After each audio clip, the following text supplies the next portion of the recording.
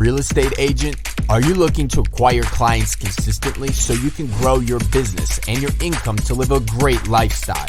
This is Dave Finale and the RE Skill Builder Podcast. Hello and welcome, everybody. This is episode 149 of Real Estate Talk TGIF. And we've been doing this almost 3 years now, which is really amazing. It started out because I saw people doing it not that well, and I wanted to bring value to the real estate community, to real estate agents mostly. And I've been able to do that. This is the 149th episode. And I kind of have a guy that's been around a couple of years. That's had a little bit of success. And I am honored and also a little nervous, as I said to him a few minutes ago, to have Glenn Sanford on, who is the founder of eXp Realty. He's the CEO of eXp World Holdings, Inc. I got that right. And I want to welcome you. I do have one question that I ask everybody that joins the show, Glenn, if that's okay. Sure. That question is, do you know what TGIF stands for? Well, normally I think of Thank God It's Friday. Right. So that's my go-to. That is a really good guess, but unfortunately, I hate to tell you this, but it's probably the only thing you'll get wrong in the next number of years. It's Thank God It's Finale, of course. I mean, you know, it's my broadcast, it's my show anyway. Anyway, Glenn, I want to thank you so much for coming on. I have been able to find out a little bit about you over the past couple of weeks when you accepted to do this. I mean, you were in the internet before really anybody was. Internet storefronts. You even, from what I understand, had a brief stint at AOL, which was, I mean, if people remember, I mean, AOL was the thing. I mean, they were sending discs to everybody to use their email and everything. But you've been around a couple of years. But rather than me tell people how you got to where you are today, would you please, indulge the audience and tell people a little bit about what you do, how you got to where you are today? Yeah, well, I am a little bit of an internet entrepreneur. I've been doing sort of technology, internet-based stuff literally since my dad got his first personal computer that I talked him into buying back in 1977, 78. He bought an Apple II computer with a couple 5.25-inch floppy drives and a 300 baud modem. So I say the internet and a tech entrepreneur because I was literally it was almost like that Matthew Broderick movie, War Games. I actually had my modem even back in 1978, dialing phone numbers, looking for computers to connect to. So it was pretty funny that, a couple of years later, literally that same storyline came out in that movie. But I was a geek. I love technology. I ended up, winning some competitions in high school around tech. Then I got into more sales and marketing oriented activities in my probably 19, 20, 21, 22, 23, 24, and then got back into tech around 26, 27 and it was really kind of a matching of where technology and sales and marketing came together, which I really kind of found pretty interesting. I did work for AOL back in the early 90s for a brief period of time. I was technically an independent contractor of AOL, which basically meant I ran chat rooms and bulletin boards on there, and they'd announce me if you come logging in and say, join Glenn Sanford in the investment chat room, because I hosted the investment chats and other things. And then I went on to launch an online service called Interactive Cafe. I went on to launch an e-commerce logistics company called eshippers.com.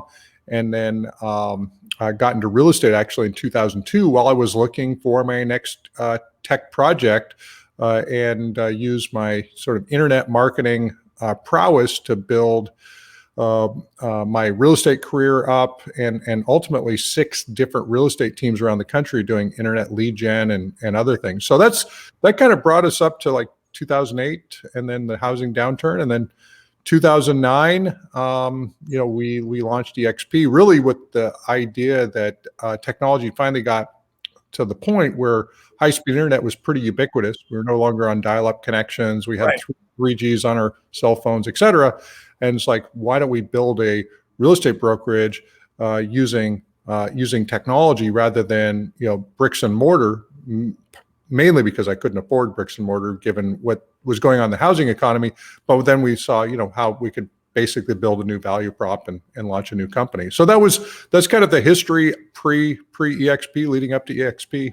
Right. Obviously, there's a lot more there, but right. So one of the things that I see is that you were able to do 60 million in transactions, primarily from online internet leads, where I was in the midst of I was doing Google pay-per-click ads when they first started for 3 cents or 2 cents, whatever the click was, and I always got, oh, Dave, these leads are great when I had my own brokerage, right? And then they would say after a while, these leads suck. But you were able to capitalize on that lead gen aspect. What was different about what you did and what everybody else was failing at? Yeah, well, there are a couple things. One, a lot of the internet strategies, especially even in 2003, 4, 5, 6, 7, even today, is all around forced registration, and so right. and I personally hate forced registration. I think it's a waste of an agent's time to follow up with Mickey Mouse and Donald Duck and a bunch of crappy phone numbers when they could just be talking to people that actually they can add value to. So I'm all about open registration, waiting for a consumer to actually request info, add value through the process by building out your website and your web presence, and then ultimately when they request information on a property, you can actually add value. And so my way of adding value was, and this is so counter what the industry even teaches today. I mean, what's the and I'll ask you, because you're obviously, you've been doing training and coaching. What's the number one thing that everybody's told when an internet lead comes in? What are you supposed to do? Speed the lead, call them right away. Right. Guess what I didn't do? Speed the lead, call them right away. Right. I did not do that. What? Yeah. So I literally, what I wanted to do is they came in, they request information on 123 Main Street. I'd send them an email and say, hey, thanks for requesting information on 123 Main Street. Here's the more complete MLS info. However, I haven't seen the property myself, and I've taken the liberty to actually go and preview the home, and I'm going to go take some additional photos. I'm going to send those to you, and then I'll call you after that. In the interim, if you need to get a hold of me, here's my number, but I'll give you a call in a couple, 3 hours after I've actually previewed the home. And so that was my email, and then I'd set an appointment. I'd go and actually preview the home.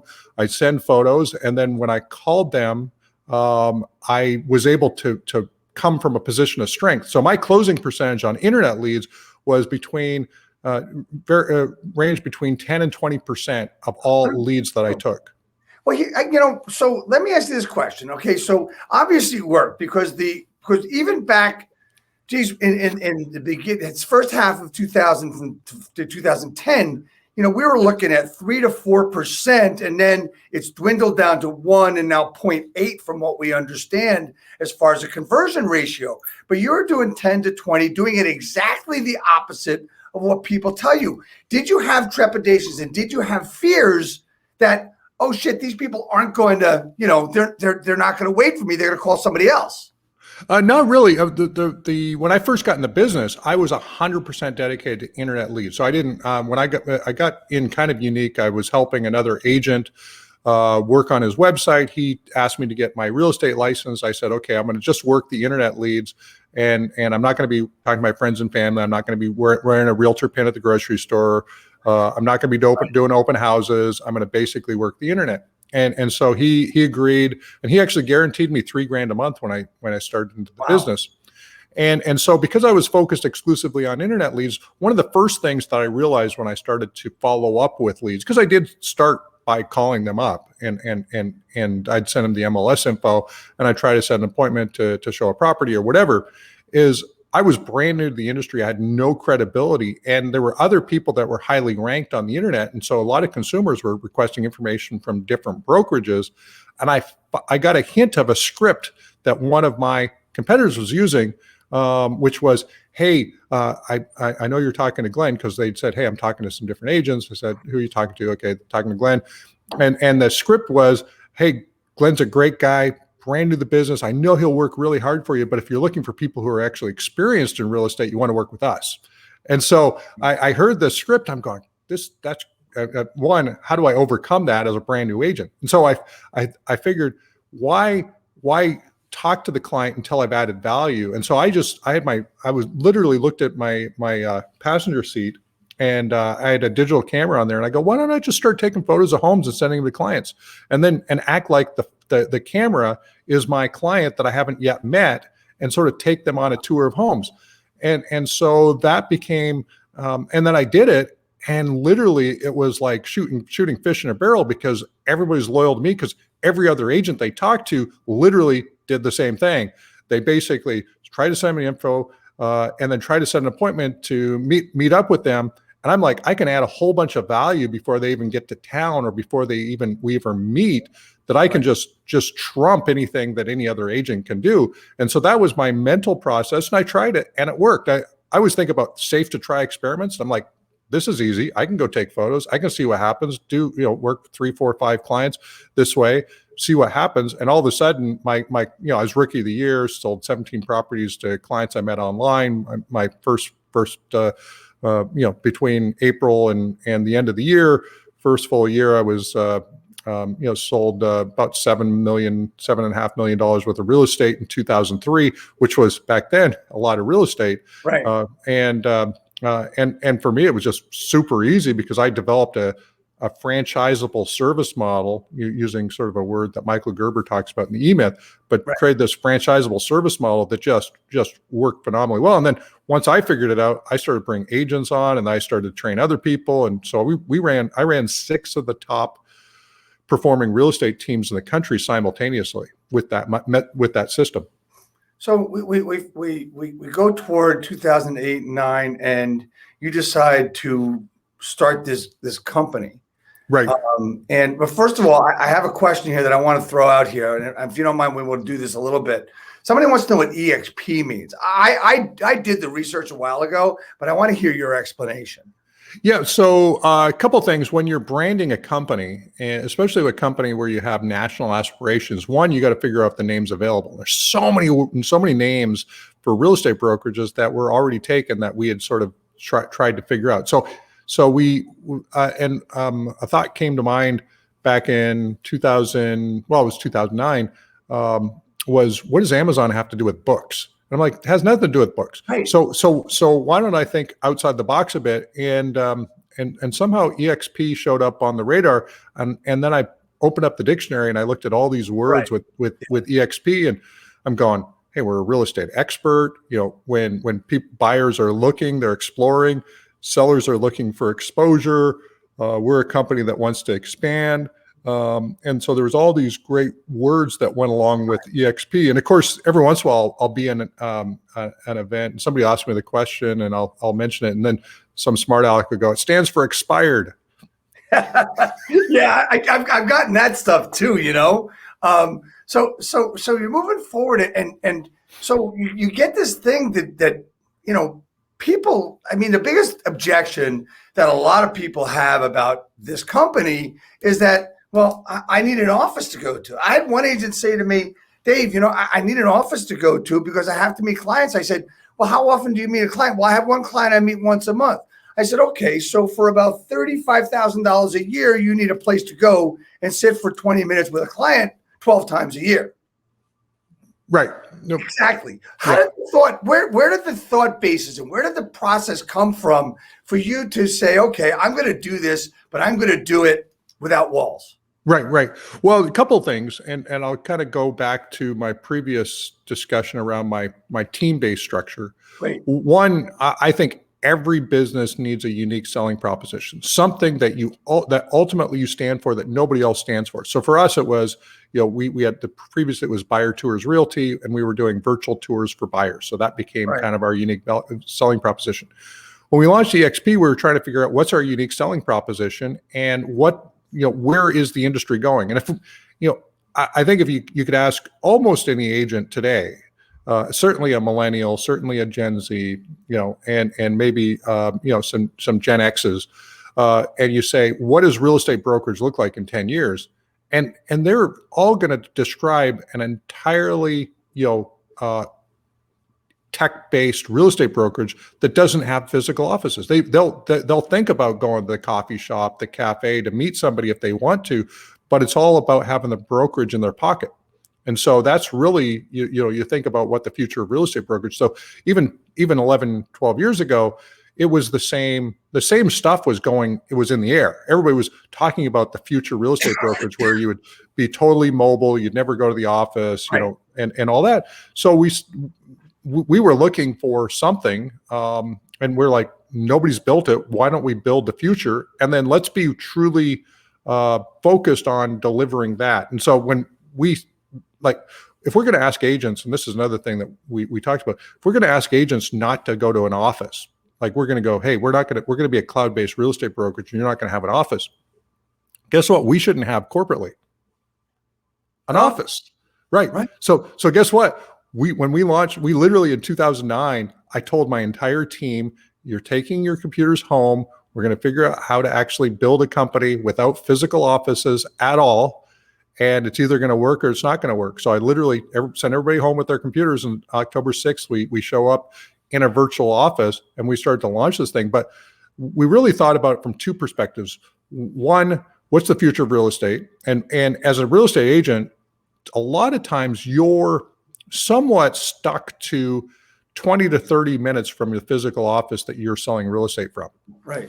So you've got this physical limitation as to where you can actually sell real estate as a real estate professional because of the location of your office. So without having an office and having a physical address to go back to, it actually frees up an agent to actually work a larger market area, or if they're in multiple markets in the same state, or they want to be in markets in different parts of the country, it becomes easier to be mobile as a real estate professional. And the other piece is that for agents that do need offices, I mean, we partnered with Regus. So that's the big office company. So Right. every agent gets a Regus card, so you can go use it.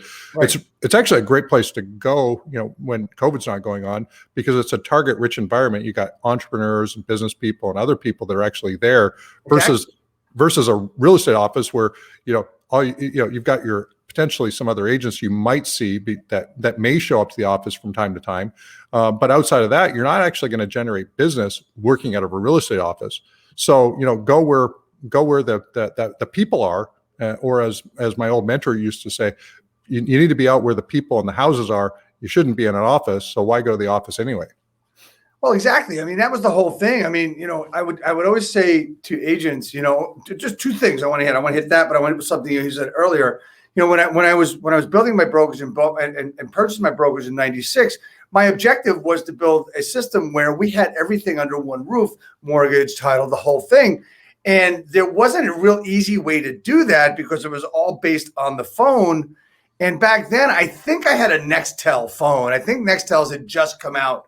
And so that was okay, but it really didn't work. It didn't run smoothly. The way we do it today, or the way you started doing it, made an awful lot of sense to be able to collaborate with everything, which is honestly, for me, the number one thing that I do on a daily basis. But when you're talking about being there and being able to expand your market, I mean, for me personally, right now, I work with, we have a group called Complementary Capping, and we work with agents all day long, at night as well, all over the country, right? We're online with each other, helping each other, and it's just a fantastic thing. It's expanded our market, and as my friend Sekou Pyle says, is the world has become very smaller, and everybody is our neighbor, right? Yeah, and it's just an amazing thing, So you've taken that and made it a lot easier. Where honestly, I'm sure you've heard this so many times from so many people, is that if I only got it earlier, right? Right. For me being a franchisee, if I had gotten it earlier, I would have saved, honestly, hundreds of thousands of dollars, right? Mm-hmm. Where I could have had the same thing, but not had all the headache of owning a brokerage and everything else, and could have really run nuts with it, which I'm starting to do now anyway, but that's beside the point. So there's a lot of people out there that are really interested in what's going on in our business today, So I asked last year at this time, I had Tom Ferry as my guest, and I asked him, Tom, what's the next disruptor, right? So, and this is right before COVID hit and the pandemic and the quarantine and the stay at home, all that stuff. And he said, Dave, I talk to people all the time. There really is no new technology out there. What happened was the pandemic became the disruptor. Right. It wasn't technology. He was right. So in your eyes and everything you've seen, I mean, the partnership with Grant Cardone and all the stuff that you've been doing, is there a disruptor aside from what you have been doing and what the partnerships and all the verticals you're talking about? Is there anything else out there that we're not seeing?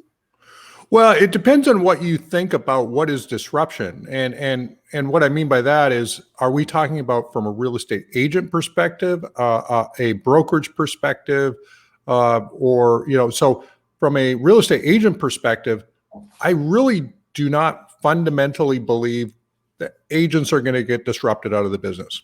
So I think you go out, 10, 15, 20 years, you're still going to have 1 million plus real estate professionals assisting people with the highest value investments that they're going to make in their lives, which is their homes, helping them buy and sell homes. And I think that because it's not like ordering an Uber, it's always going to be a professionally assisted transaction. Right. So you've got that. Certainly you've got the iBuyers who are going to take, let's just say 10, 15, 20% of the market at some point, All right. and that does lead to, leverage for those organizations, because you think about Zillow, if they start, if they buy and sell homes directly as a marketplace, it does make Zillow continue to be highly relevant to the consumer. Sure. And to the real estate professional, though, real estate professionals, hate the fact that Zillow is getting between them and their client and charging them a fee for somebody they could be assisting without Zillow. But that's a different sort of conversation. But so Zillow's a marketplace. You've got, CoStar's doing whatever they're doing. They just bought homes.com. Homes.com, right? Yeah. So they're gonna try to be a marketplace. You've got Redfin's a marketplace, Realtor.com's a marketplace. And I actually think that eXp Realty and the things that we're doing on the portal side is going to be a marketplace as well, meaning that consumers will start to use some of our tools and technologies as a place when they're actively searching for homes or actively listing homes. So I think you look at these platforms, but real estate agents are still going to be at the end helping consumers through the real estate transaction. So that piece, I think, is set. I think we are in a situation where at some point we may see either real estate prices level off, come off, interest rates go up. Interest rates probably the biggest disruptor, because it could create a relatively renter-based nation for a period of time, because if real estate prices come down, people are sort of have to go into a sort of rental. Institutional ownership starts to become more, well, it's already quite big, but if it becomes substantially larger in terms of the ownership stock of single family homes and other things, I think that sort of disrupts a bit. And so maybe we end up moving a little bit from the listing and selling side of the business to a little bit more property management side. So that could be, New York City is, it's basically all property management with a few properties that are sold. Right. So you brought up a couple of things. One I want to hit, we talked about, I believe the prices are going to level off, and there's a really good possibility in the next 6 to 18 months, we could see something that we haven't seen since probably September 10th, 2001. And that's what I call a normal market, which is, 4 to 6 months of inventory, 1 to 3% of appreciation, taking 90 to 120 days to sell a home. And that was where, this business was actually a lot more fun, where, it was work and it was great. I enjoyed it. I may sound nuts, but I enjoyed that. But there's one of the disruptors that has been felt for a long time, in my opinion, has been the lack or the little new construction that we've seen throughout the country. Last week I had Charlie Oppler on, the president of NAR, and we were talking about the new construction has been cut in half for the past 6 to 7 years, which if you look at it, you take that's an entire year of home sales we've missed. So is there a magic pill for new construction? Is there a crystal ball to get that new construction back? Yeah. That's one that, certainly I don't. I'm not as active in Okay. conversations around, but I do think it is problematic, and it's more difficult around the country to build homes. Obviously, sourcing materials is challenging. The risk that I think of buying lots. I mean, lots are expensive on a relative basis. So, and then you've got the construction costs. So I think there's just what's going to happen to the economy. There's so much doom and gloom that's sort of in the backdrop. You got all these pundits, the Harry Dents and the others that sort of talk about the fact that this thing's going to fall off a cliff at some point. That a lot of these, big construction companies are going, how much risk do we want to take at this point in time? But some of them are. So good on them for doing it. And I think that, means they're going to do fine because there is a limited amount of building going on. So you mentioned something earlier. The other point I wanted to make, what you said was, you mentioned the Z word, Zillow, Right. which it gets. You've seen it. It gets agents like up in a roar, and they keep forgetting that they're the ones that let the cat out of the bag, allowing them the information. And let's face it, Glenn, we all know that what they did was give the consumer what they wanted. They wanted the information, and they gave it to them, even though it wasn't correct most of the time. It didn't matter. It was out there. Yeah, it was. It's interesting. The first one to do we let the cat out of the bag. There were a couple places. One, Realtor.com. NAR really didn't do us a favor in what they did and how they sort of allowed Realtor.com to get away from the realtor community, and now it's obviously owned by Move and News Corp. So that's one challenge. The second one, and that was somewhat problematic, more recently when they sold to News Corp. The one where I think it was a challenge was in around 2005. And I remember I called Brian Ellington because I was a big internet lead gen guy from 2002 through. And so 2005, might have been 2004, but I remember I was on the Agent Technology Council for Keller Williams. And so I was flying back and forth to Austin, and I was sort of advising from a technology basis, and really was them telling us everything they were going to do and hoping they would get us to sign off on it. That was really what it turned out to be. But I remember Brian Ellington, who I built a really great relationship with, and I heard that Keller Williams was going to syndicate, one of the first major brands to syndicate their listings to Trulia. And I called Brian Ellington up and I go, you do know that you just slit the throats of real estate agents. Like, I literally told him that. I said, you're giving them all the SEO juice to basically compete with us as real estate professionals.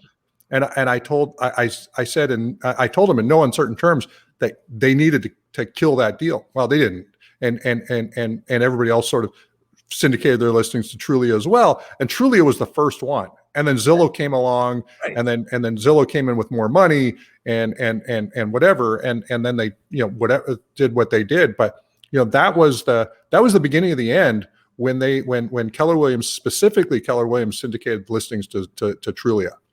Right. And as I said before, I mean, business was really, it was fun as things started getting going with the pay-per-click and Google and then YouTube. I remember, being really excited about learning video.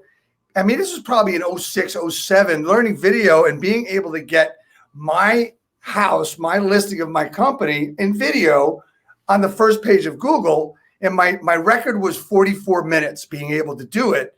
But then, of course, Google figured it all out, what we were doing with YouTube generators and all the different stuff we were doing. But it was fun business. And then, all these different things happening with Zillow. But Zillow's progressed, okay? Zillow's progressed into, it basically, I happen to be on a local MLS board of directors.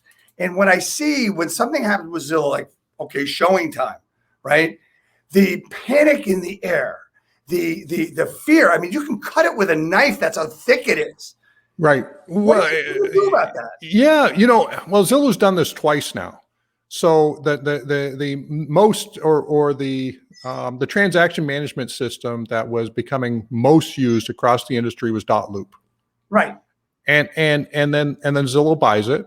And then, and I think the terms of service have now changed such that I think that they can now start to access data that they normally couldn't have got in the beginning stages of owning .loop.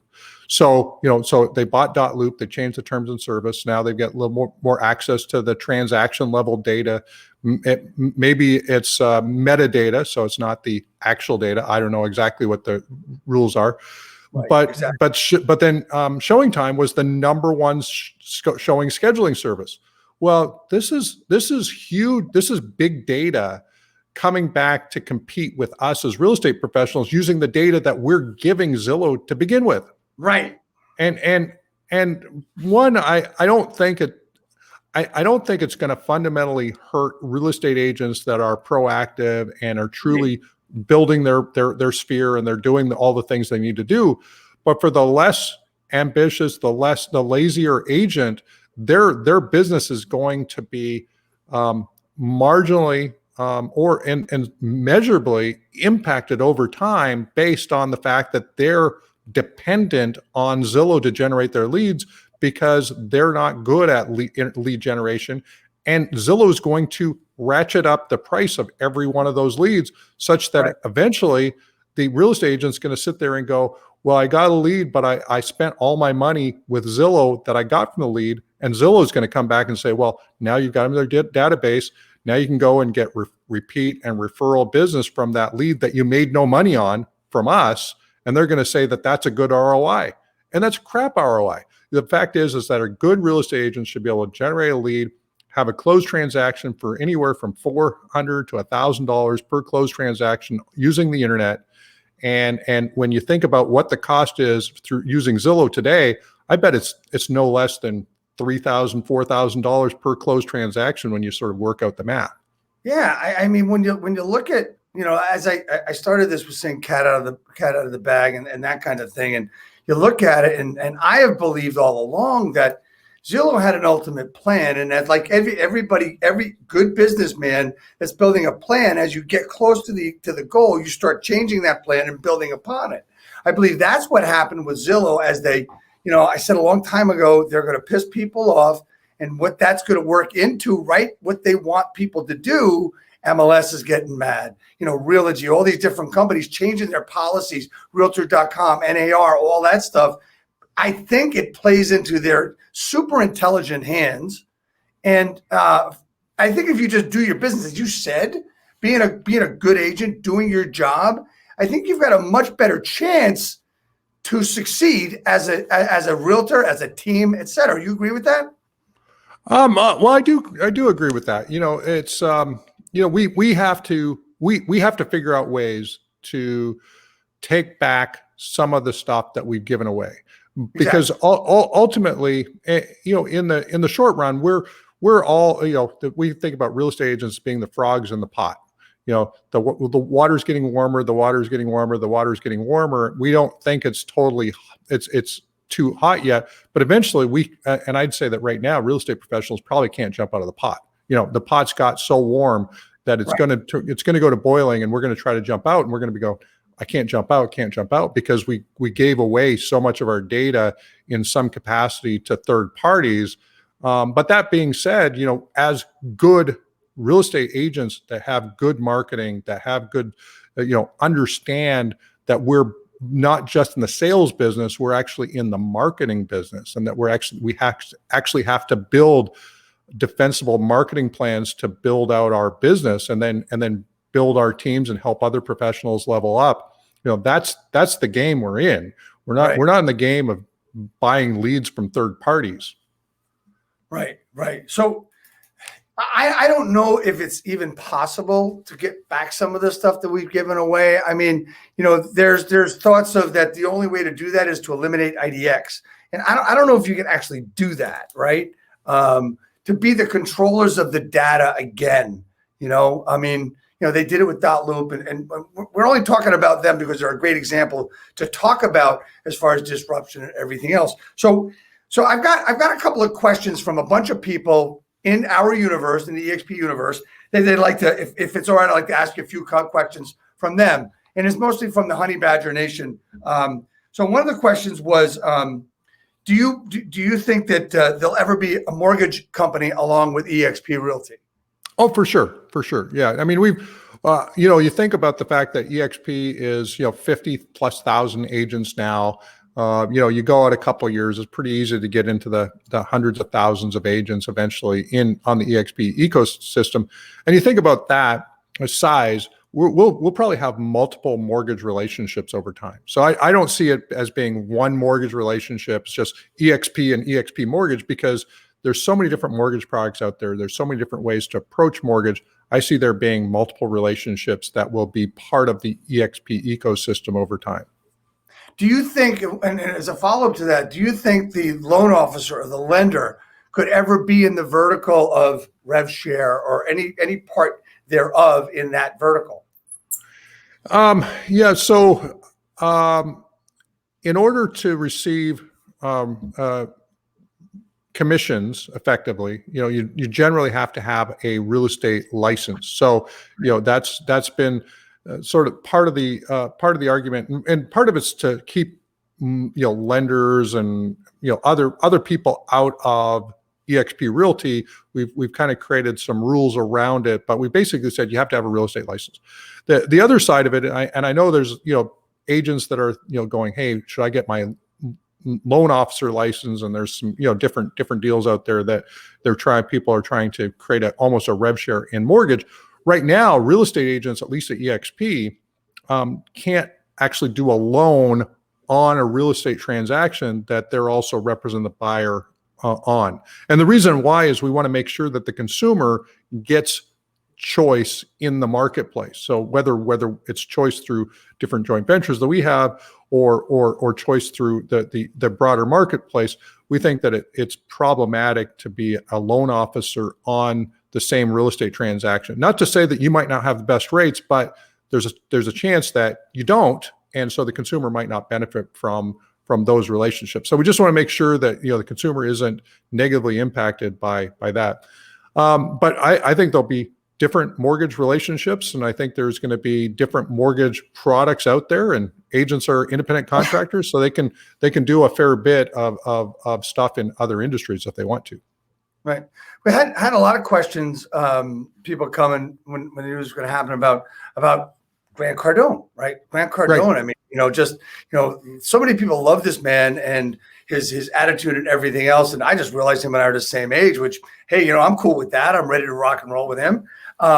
So what type of verticals are there going to come from him? And will there be, EXP free training with Grant Cardone? Will it be that kind of stuff? How is that going to aid in the monumental thing that is becoming with EXP?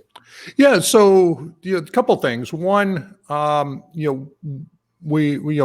has got one of the biggest followings of people that are in the sales profession. Many of them are real estate professionals across multiple brands, and so having him as a bit of a spokesperson out there just creates a little bit more focus on EXP. But we've actually already signed an agreement with Grant that eventually all of our agents will have access to Cardone University. We're doing training every couple of weeks now in our workplace with Grant specifically, where he's rolled out one of his books. He may roll out some of his other books to the EXP community, but we're going to talk about those things. He's going to be at our major events. So shareholders, right, which is virtual this year, right. EXPCon, which will be in real life. Haven't actually worked out with Grant that he'll show up, but I'm hoping that he'll show up to that event and help in some of the training. But he helps open up agents' minds as to what it means to truly be of service and add value and ask for the sale. And that's what his gift is. And he's proven it in so many different industries, including real estate, that he can train sales professionals. Yeah. I mean, I've been a fan of his for many, many years. 10X, Be Obsessed to Be Average, those kinds of those books and stuff. And it's just absolutely amazing, knowing his story and where he's come from, and also your story, and looking how they both come together, which is really cool, man. I got to tell you, it's really exciting to be this. So, as this business, this company has grown. Had you imagined and envisioned the way that people, I'm going to say, giddy about some of the stuff that we work with? I mean, as I said earlier, the biggest thing for me, knowing the real estate business from every standpoint, because I've been in it for over 40 years, owning my own brokerage for 21 years, and knowing the difficulties that brokers have to go through. But the thing I feel about the collaboration, and I can call anybody and get anybody's help, whether it means a dime to them or they got to spend money to talk to me, they're willing to do it. Is that something that you envisioned, and how did that happen? Well, I've always been a enthusiastic entrepreneur, very positive, outgoing entrepreneur. And what I've noticed is that there are enthusiastic, positive entrepreneurs across the industry, whether it be real estate or otherwise. And I noticed that there were certain types of business models that tended to attract those types of people. That's actually why we have the rev share model the way we have it. That's actually why we put in the equity model the way we put in it, because the people that that love to be positive, add value to people's lives, and they get attracted to models where they're additionally incented to do those things that they already do. And so that's the model is very attractive to those types of individuals. And so it's great to see them sort of pile in, because we invented the revenue share model. We didn't invent the profit share model. Keller did that, but we invented the revenue share model. We were the first company ever to share equity with our agents and brokers. Now I think there's 4 companies now that now share equity with their agents, brokers, including EXP. There may be more that are out there, but by creating an alignment in compensation to behavior, it gets people interested in adding value, because when anybody helps anybody in this company, even the equity value of the company goes up, because that's the value of collaboration and community. So the equity is enhanced, and of course, you're directly impacted, cash wise through agents who are productive that you help be productive. So and there's another phrase, which is how you do anything is how you do everything. And so what we found, and what I continue to see, is those people who share the most with anybody and everybody end up, building, big businesses, whether it be building their real estate teams, whether it be attracting other agents and brokers, DXP, but you're reputationally, you're rewarded for giving back across the board. Yeah. I mean, it was something that I always, honestly, as a broker owner, I yearned for, talking to people, and I was in the Century 21 system, and, I made it a point for me to get involved, not corporately, but I was involved with corporate. It was easy for me because the corporate office is 30 minutes from where my office is, right in New Jersey. Right. So, I mean, I was able to do that. I was involved in a National Brokers Congress. So I got to know people all over the country. So a few people you could call. You go to convention, and here's a big difference that I see. Is you go to conventions, you see these people on stage, and they're talking about their big companies, their big teams, but it never was brought down to the level of me, a single office or two office company, where I could actually implement what they're talking about, because they're talking about, 5 assistants here, 18 things there. You just couldn't afford to do it, so you couldn't relate to it. Here, I got to be honest with you. I mean, there's something every Monday at 1 p.m. Eastern, Fast Forward Movement.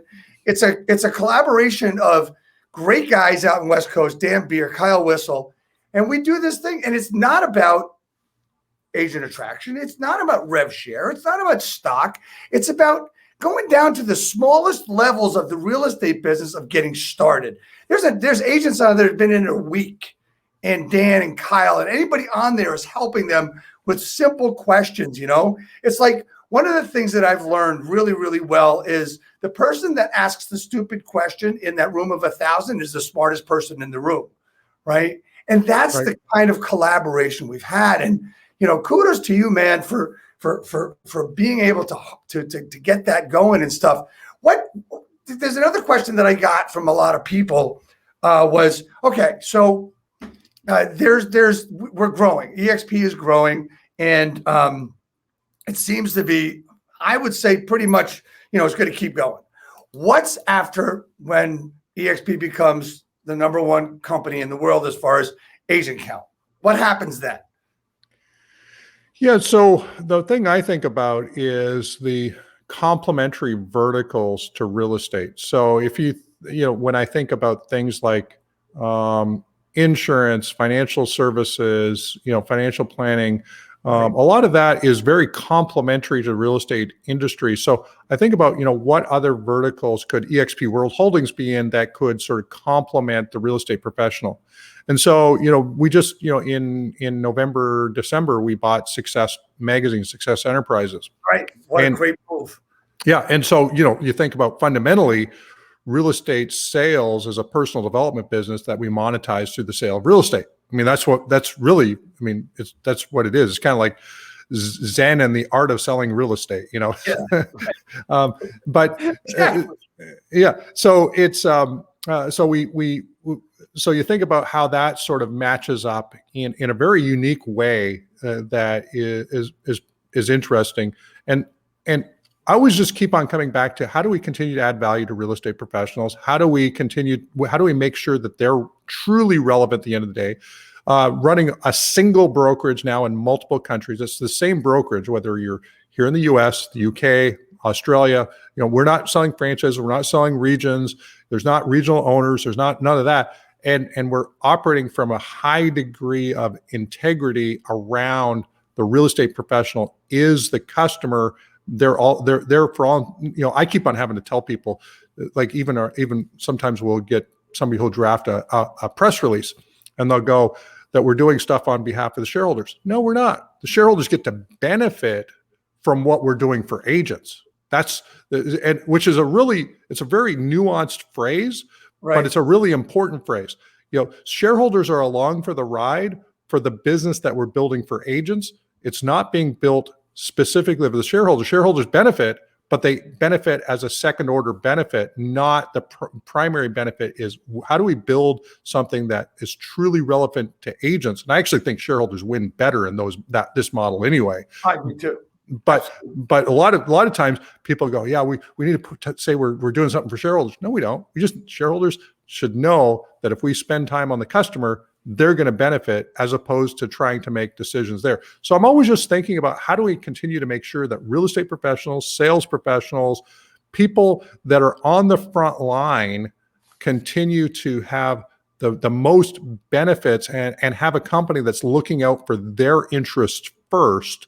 And that's, those are the types of iterations and pivots that we'll make over time. So when we think about potentially the largest, and I truly think we will be the largest real estate brand and brokerage on the planet, as we continue to iterate on it, it's always to the benefit of the agent, the sales professional, the person on the front line, to create something that provides long-term retirement that normally they don't have access to, because to some extent they're taken advantage of by the companies that they work for. And because normally none of those benefits are transferred to them, yet they're the ones that are generating the bulk of the sales for the organizations they're part of. Yeah. So, I mean, also looking at it, shareholders, agents, a lot of the shareholders are agents, right? Right. And it's growing more and more because of the equity opportunities that, there's people working for other companies that are just churning out agents, churning out business. The question I always have for them is, what's your equity in the company, right? That's beside the point. So as we talk about that, whether we've got 50,000 or 550,000 agents, the answers to that question is always going to be, if I'm correct, is that how can we add value to the agents who are able to add value to their clients and customers? Exactly. Yeah. So, whether it be products and services that we're developing so they can go out and generate, like express offers is a perfect example. Exactly. For those who don't know what express offers is, it's our answer to the iBuyer. You think about, Zillow, Open Door, all these companies that are out there that are trying to sort of get in the middle. Well, we put together a platform where we actually have over 100 buyers who will actually buy property in multiple states across the country, who have already entered their buy box as the properties they're interested in and are willing to make cash offers on. And then you think about, why is that a benefit to agents? Well, guess what? We also allow agents to build their own marketing funnel to drive traffic through that, and your lead generation costs for listing leads is less than 50% of the cost of trying to generate listing leads through any other system. The reason why Zillow has their iBuyer platform is not fundamentally buy houses. It's to generate listing leads to sell back to agents. Exactly. And see, that's the difference. I mean, iBuyer does not mean internet buyer. I mean instant buyer, right? And we're talking about what's going on with everything is that the idea was to generate business for more business for them, to make more money. So when EXP gets into it with express offers, it just makes so much sense to be a great piece of the business that's offered. I got a couple of questions from people that are chiming in, and I want to ask these two questions. This one is, it goes back to the basis of what's the benefit of an individual agent joining EXP? What's the benefit? I think the basket of benefits at EXP just trumps the general real estate brokerage. So, obviously you can list and sell homes anywhere. So you could be doing that with, your alma mater, Century 21, Remax, Keller Williams, what have you. So the ability to list and sell is across the board. You can do that anywhere. We've got tools like we talked about, express offers. We've got a number of other tools that we provide to agents to help them generate business, whether it be KV Core or what have you. So you get a different platforms that you can go and generate business. But then, the thing that really separated EXP from the masses is that real estate agents are the individuals that have the relationships with other agents in the marketplace. So, when I was at Prudential, there was, I don't know how many agents joined Prudential when I was there, because I was there. I was doing my internet lead gen thing, and everybody kind of knew that Glenn was there. And I don't even think I got a single thank you from the owner of the office for the agents that came and joined the office. So I didn't even get that. And so I just saw the fact that, if you're good at being out there in the field, people are going to join whatever firm you're at.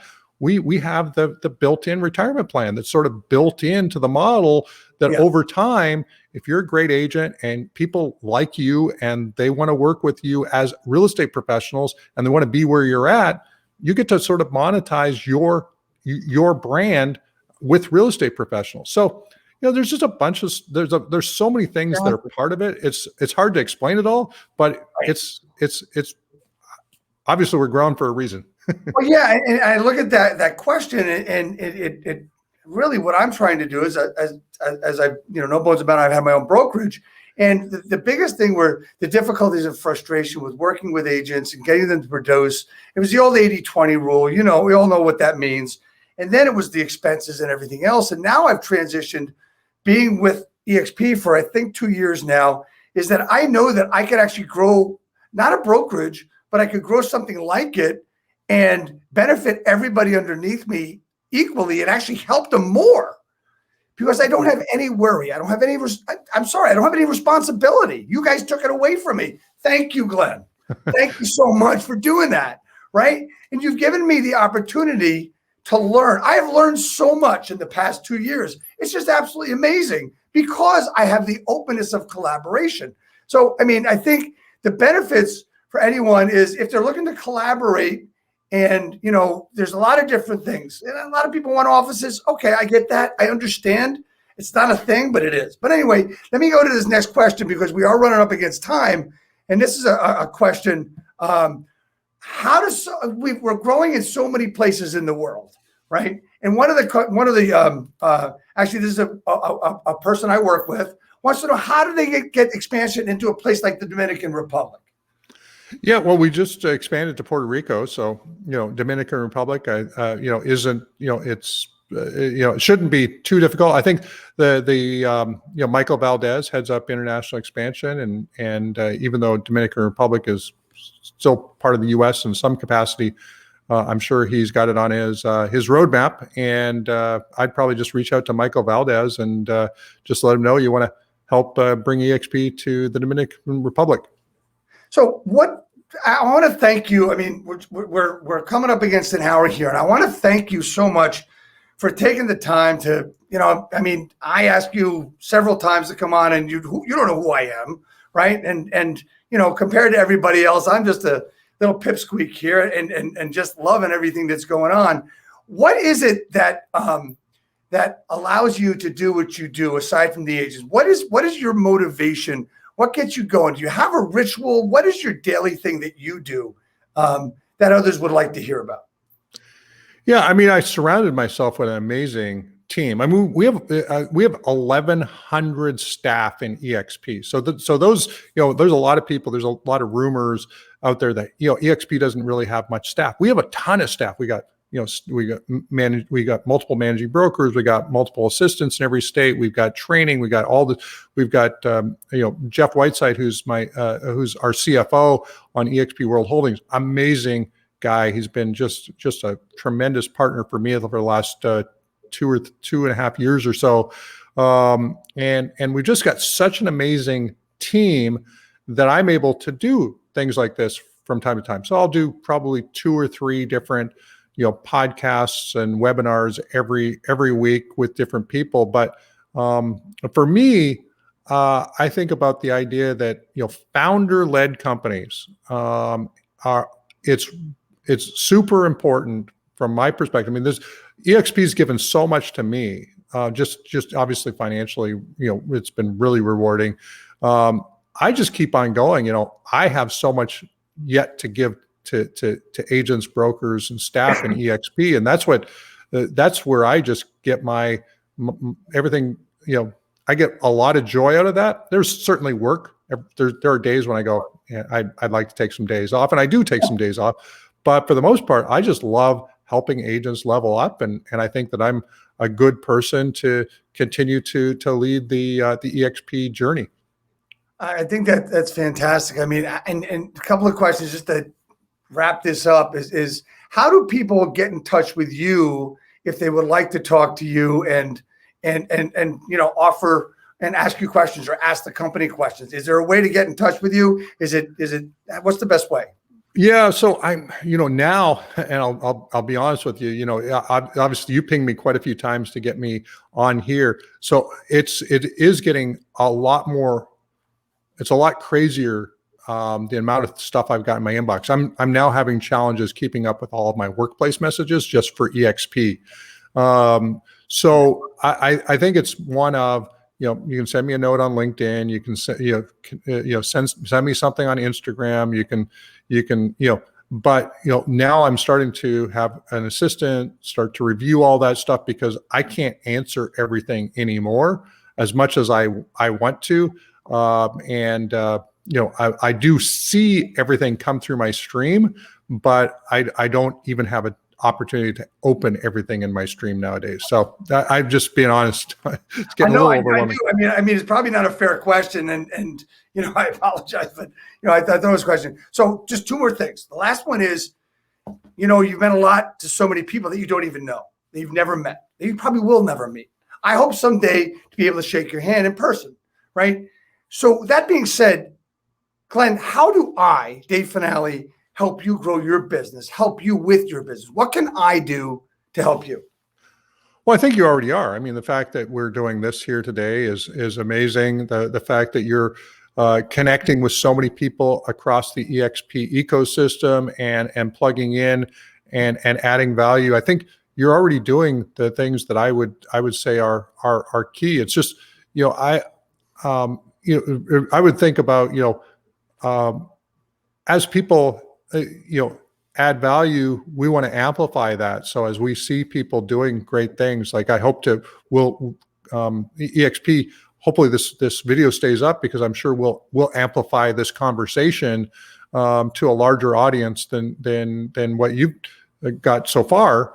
And that will just help us, work together in some capacity. So I say, keep on doing what you're doing, plug in. Now you and I have got a chance to meet from here. We had never actually had a conversation ever No. before, other than just a couple workplace messages that we Right. pass back and forth. Right. I think we'll probably do this again at some point. I suspect. Yeah, I would love to have you on a roundtable, in a month or so, and bring on other agents and stuff to ask questions. If you do that, if we can figure that out one way or the other, that'd be great. Okay. Yeah. And last but not least, I know you've seen some of these episodes before, and then you did say when you said, Dave, when I come on, will I get a hat? Yeah. Where's my hat? Okay, so you've given me your address. I will be sending you a hat. See, everybody, that's why Glenn came on. These hats are gold. They get everybody to do a lot of things. They're magic, right? Glenn Sanford, thank you so much. It's been a pleasure, a treasure, and everything else. This is, like, I'm going to tell you, one of the probably the top episode I've done in 149.